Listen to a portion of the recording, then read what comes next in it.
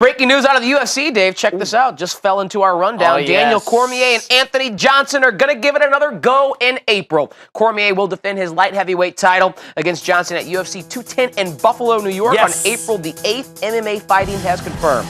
The pair was scheduled to rematch at UFC 206 in December. However, Cormier was forced to withdraw from the fight due to a groin injury. Do you think Cormier is the favorite to repeat, or has Johnson learned from their last fight?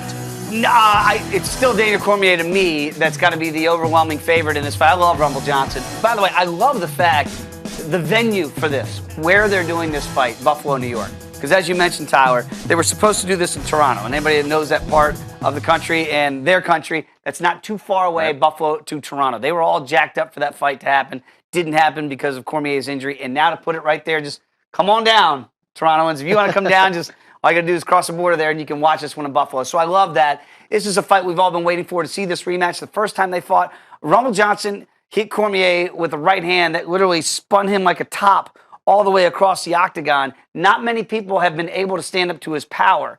And what I think happened, as we've seen happen with Rumble before, he can gas out. If there's ever a guy that's going to gas you out, it's Daniel Cormier. This is the ultimate grinder. So I don't know that the strategy can really change too much for Rumble in a 5-round fight, because I think we all know this thing goes late in the championship rounds. He's virtually got no shot. I mean, he always has a puncher's chance because he has the best punch in the light heavyweight division, but it's a fatigue factor. He will gas because Cormier puts pressure and more pressure on you, and eventually you can stuff those takedowns all you want. It only needs one.